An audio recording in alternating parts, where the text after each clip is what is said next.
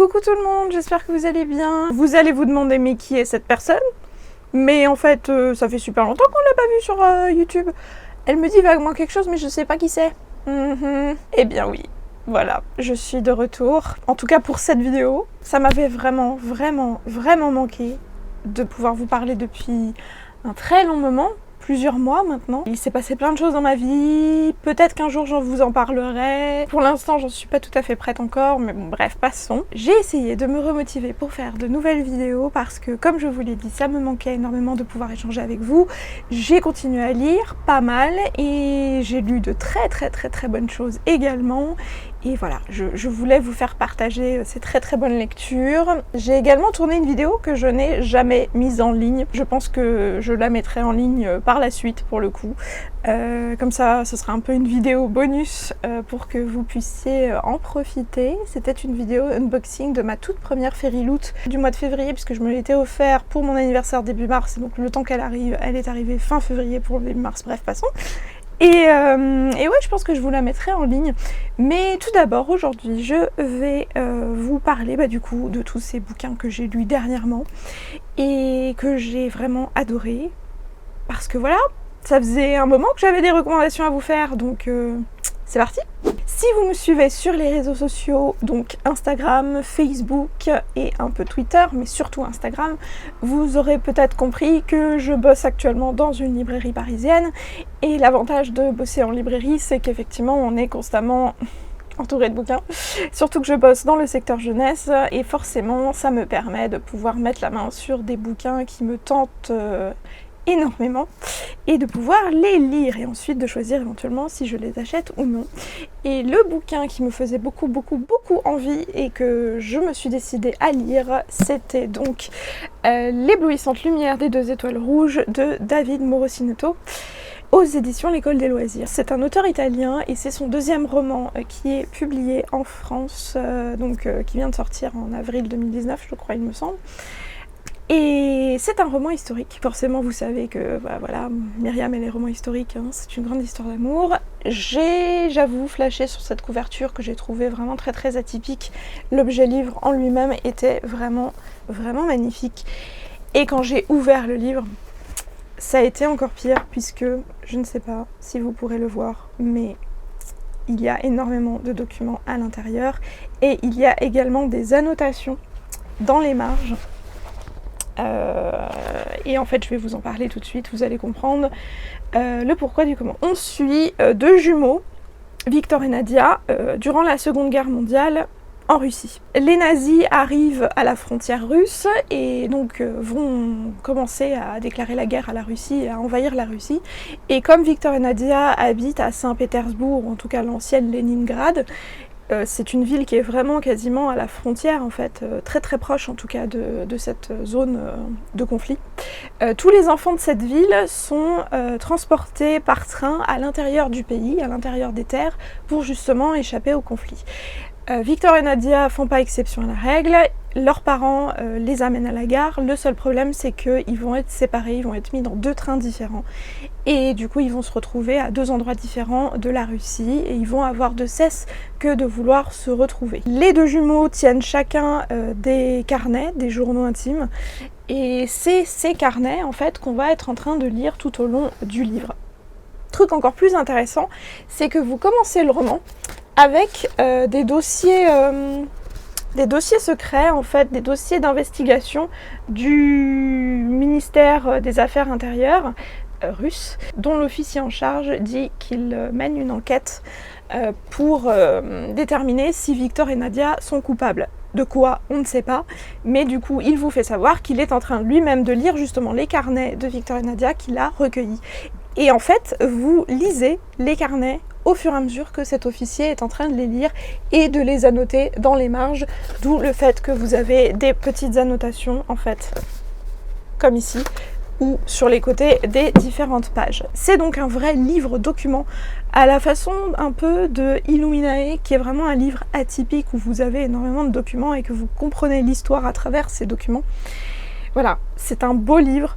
C'est un livre assez ludique, entre guillemets, en tout cas assez intéressant par son format. Et l'histoire est également très très intéressante puisque vous en apprenez énormément sur la Deuxième Guerre mondiale, mais vu du point de vue de l'affrontement entre l'Allemagne et la Russie, ce qu'on n'a pas trop l'habitude d'apprendre en fait à l'école ou même dans les autres livres qu'on peut lire, en tout cas en France. C'est effectivement plus le conflit franco-allemand dont on nous parle le plus souvent. Il n'y a guère que les romans de Ruta Sepetys, effectivement, qui m'avaient vraiment marqué et qui traitait justement de cette partie de la Seconde Guerre mondiale, et j'étais vraiment donc très très heureuse de pouvoir en apprendre un peu plus, d'autant qu'on ne se focalise pas sur les combats en eux-mêmes, mais vraiment sur la façon dont la population a vécu cette guerre.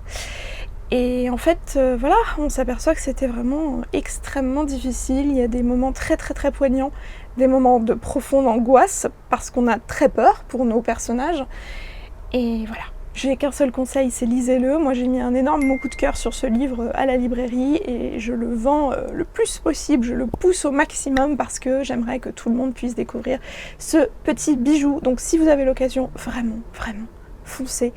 Et en plus de ça, c'est un auteur italien, donc ça change effectivement des éternels romans anglo-saxons qui sont traduits en français. Voilà. Et du coup ça m'a donné vraiment très très envie de lire son précédent roman qui était paru en 2018 à l'école des loisirs et qui s'intitule Le célèbre catalogue Walker et Dawn. Cette fois-ci ça se passe en Louisiane en 1904 et voilà, Nouvelle-Orléans, Louisiane, début du siècle.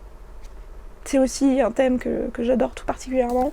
Il est aussi décoré, voilà, avec des très très beaux documents à l'intérieur. Donc je me suis pris également son précédent roman et puis il n'y a plus qu'à le lire. Autre roman toujours à l'école des loisirs que j'ai eu la possibilité de lire, il s'agit de Sauveur et Fils saison 1 de Mario de Muraille.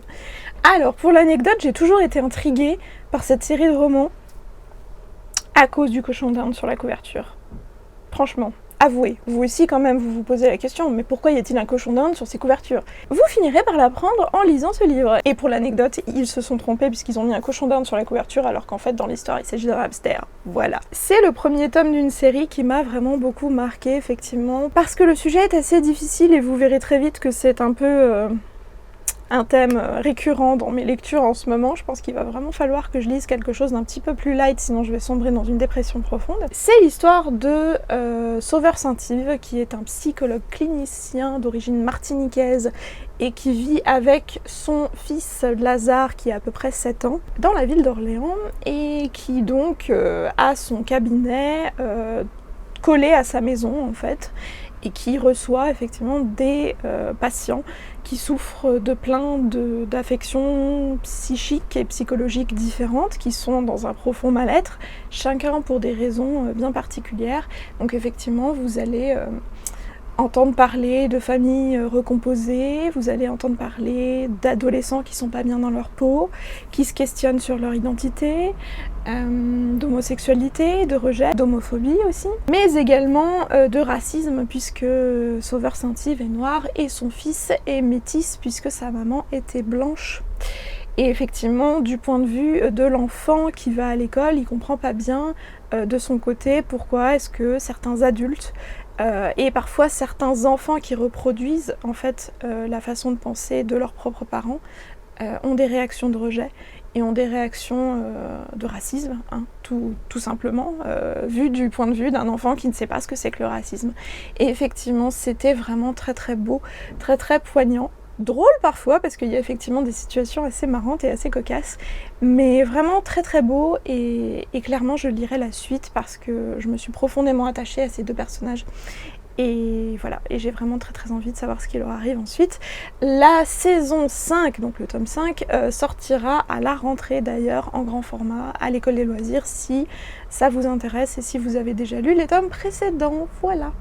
Pour continuer dans les lectures qui auraient pu être un peu plus joyeuses, j'ai lu Signé Poetics de Elisabeth Acevedo aux éditions Nathan. Alors c'est un roman en vers libre, donc pour ceux qui ne connaissent pas les vers libres, c'est tout simplement de la poésie, mais sans que forcément les vers riment entre eux. C'est un style littéraire très particulier, j'avais déjà lu Inséparable de Sarah Crossan, qui avait été traduit par Clémentine Beauvais. Celui-ci aussi est traduit par Clémentine Beauvais puisqu'elle a l'habitude elle-même dans ses propres romans d'écrire de cette façon-là. Et donc pour CD Poetics, j'en avais entendu parler déjà l'an dernier sur une chaîne anglophone et ça m'avait plutôt intriguée, mais je savais pas exactement de quoi ça parlait. Voilà, j'avais vu le truc passer, je m'étais dit pourquoi pas. Et effectivement, j'ai été très agréablement surprise quand j'ai appris que Nathan allait le traduire. Et donc il est sorti, il me semble, avant-hier, à l'heure à laquelle je tourne cette vidéo, enfin tout fin août, hein, vraiment. Rentrée littéraire 2019, le 29 août, voilà. Donc en tout cas, une chose est sûre, c'est qu'on l'a déjà reçu à la librairie et on l'a déjà bien mis en avant. Et effectivement, je pense que ça a été un gros coup de cœur pour moi, puisque c'est l'histoire d'une jeune fille américaine dont les parents sont dominicains, donc ils sont originaires de République dominicaine. Et cette jeune fille, avec ses parents et avec son frère jumeau, habite à New York. Et en fait, cette jeune fille, on va recueillir ses pensées, puisque c'est un peu comme un journal intime en vers, un peu comme du slam d'ailleurs. Il y a beaucoup question de slam justement dans ce roman. Qu'on est en train de lire, et elle nous raconte comment eh bien, elle vit son adolescence, parce que elle commence à prendre des formes très généreuses, donc forcément le regard des garçons autour d'elle et dans le lycée ou qu'elle fréquente commence à changer. Le regard de ses parents également commence à changer par rapport à elle, puisqu'elle n'est plus la petite fille, mais elle commence à devenir une femme, et qu'ils sont assez traditionnalistes. Et donc qu'ils aimeraient bien qu'elle se cache, qu'elle se fasse toute petite alors que c'est une femme et qu'elle n'aurait pas à devoir justement se cacher. Et à côté, vous avez aussi le personnage de la mère, justement, de Xiomara, qui est une fervente catholique, limite extrémiste, et qui la force à aller à l'église, qui la force à prendre des cours de religion, qui la force à faire sa confirmation, alors que Xiomara n'est pas du tout dans la religion, n'adhère pas du tout à ses préceptes, à cette philosophie, et qu'elle voudrait juste en fait pouvoir vivre la vie d'une adolescente libre, épanouie, de s'assumer pleinement, entièrement pour ce qu'elle est. Et effectivement, c'est ce poids justement qu'elle ressent, et c'est cette rage à l'intérieur d'elle, de ne pas être acceptée pour qui elle est, de ne pas être respectée en tant que femme. C'est un roman qui est profondément féministe aussi, parce que on se reconnaît énormément justement dans les paroles de Xiomara, qui justement se rebelle contre la société qui fait que les femmes doivent se cacher dès qu'elles commencent à être un peu développées. Et le fait, je pense, que ce roman soit écrit en vers libre, c'est un format qui lui convient tout particulièrement, parce que je trouve que les vers libres, donc la poésie sans rime, ça élimine beaucoup de superflu dans un roman. C'est-à-dire que vous n'avez pas de longue description. Vous allez directement à l'essentiel, et le choix des mots et la place des mots est très importante. C'est comme des punchlines en fait. Et c'est pour ça que le parallèle avec le slam est très intéressant. Et c'est ce qui le rend encore plus puissant, je pense. Donc c'est une lecture qui se lit très vite, de par son format, effectivement. Et en même temps, c'est une lecture poignante, dont on ne ressort pas tout à fait indemne. Et je ne peux que vous le conseiller. Voilà ce petit livre. Donc foncez si jamais vous passez en librairie et que vous le voyez, je vous assure que vous ne serez pas déçus. Et laissez-moi en commentaire si jamais vous avez déjà eu l'occasion de le lire, ou si vous comptez le lire, ou si vous revenez dans cette vidéo une fois que vous l'aurez lu, parce que j'aimerais vraiment avoir vos avis dessus. Et forcément, puisque je pense que je suis, sans le faire exprès, dans une phase de roman en vers libre, j'ai lu Moon Brothers de Sarah Crossan. C'est son dernier qui paraîtra le 11 septembre prochain aux éditions Rajo. J'avais lu Inséparable, comme je vous le disais, de cet auteur, et j'avais déjà eu un énorme coup de cœur, puisque c'était l'histoire de deux sœurs siamoises. Et là, on est encore dans du vers libre, mais par contre, on va suivre deux frères, dont l'un est accusé aux États-Unis, au Texas, d'avoir tué un officier de police, et est donc condamné et emprisonné dans le couloir de la mort, puisqu'il attend sa sentence, donc la peine de mort. Son frère, qui pendant 10 ans était sous la coupe de sa mère, qui voulait absolument couper le contact avec ce frère qui a été condamné, n'a plus aucun justement lien avec ce grand frère. Et à quelques semaines donc de l'exécution de son grand frère Ed, Joe va quitter la banlieue de New York pour se rendre au Texas à 17 ans et pour aller justement rencontrer ce frère qu'il n'a pas vu depuis 10 ans, mais de qui il était extrêmement proche quand il était jeune, et qui incarnait pour lui une figure paternelle parce que son père, il n'a pas eu de père autour de lui quand il était tout petit. Et c'est extrêmement dur, c'est extrêmement poignant, parce que c'est une grosse dénonciation des dérives du système judiciaire aux États-Unis, qui est effectivement totalement inégalitaire selon les différents États où vous vous trouvez en fait, et également selon si vous avez de l'argent ou si vous n'en avez pas pour vous défendre. C'est une grosse dénonciation aussi du système de la peine de mort et de tous les problèmes éthiques, du fait même de mettre fin à la vie de quelqu'un parce qu'il a commis un meurtre. Cette espèce de loi du talion en fait, œil pour œil, dent pour dent. Et voilà. J'ai pas trop envie de vous en dire parce que je pense que c'est vraiment très important que vous lisiez, ne serait-ce que même pour vous faire votre propre opinion sur le sujet.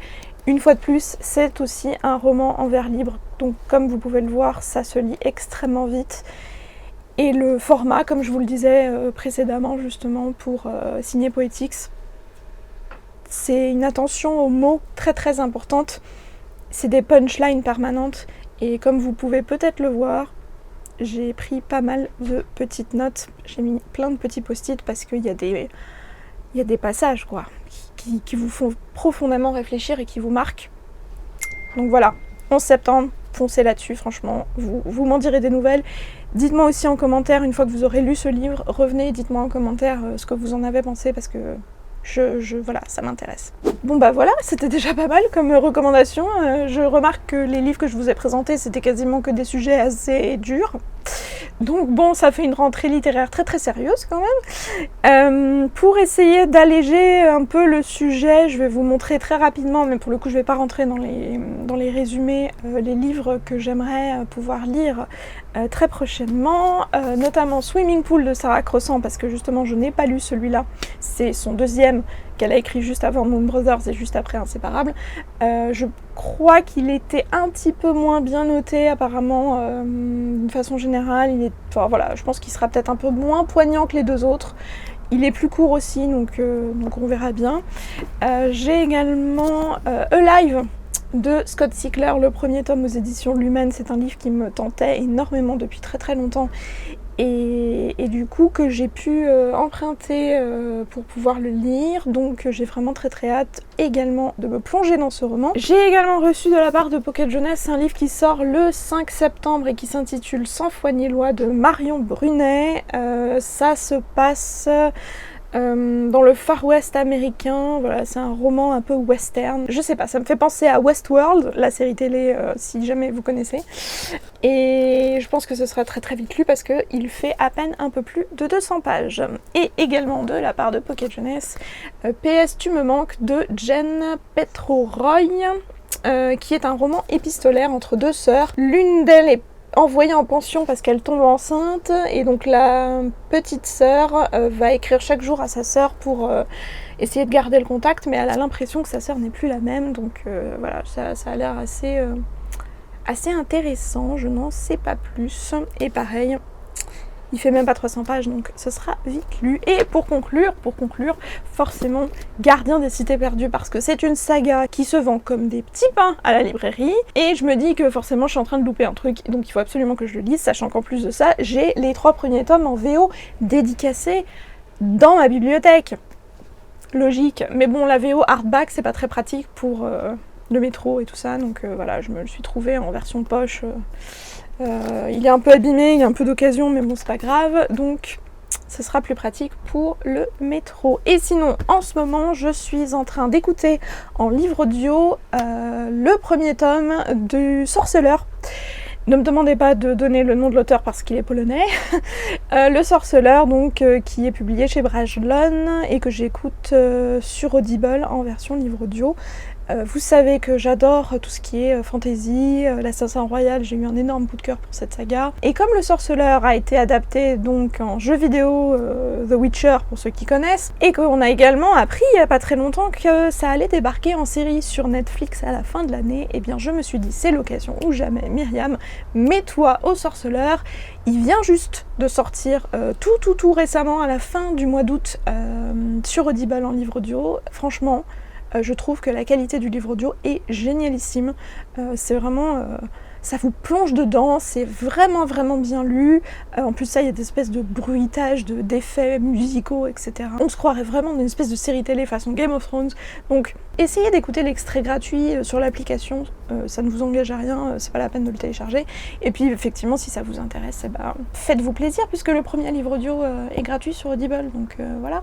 C'est l'occasion. Bon allez, sur ce, j'arrête d'essayer de vous tenter par tous les moyens. Vous allez me maudire d'être revenu sur YouTube parce que vous allez vous dire, eh ben voilà, c'est parti, elle est de retour et maintenant notre palle va encore plus exploser. En tout cas, comme moi, si vous êtes content que je sois de retour et que je vous recommande toujours plus de livres, n'oubliez pas le petit pouce levé, ça me fait toujours extrêmement plaisir et en plus de ça, bah, ça aide l'algorithme YouTube à faire remonter la vidéo. Comme ça fait super longtemps que je suis pas venue, à mon avis, cette vidéo, je suis pas sûre qu'elle apparaisse forcément partout dans le flux d'abonnement de tout le monde.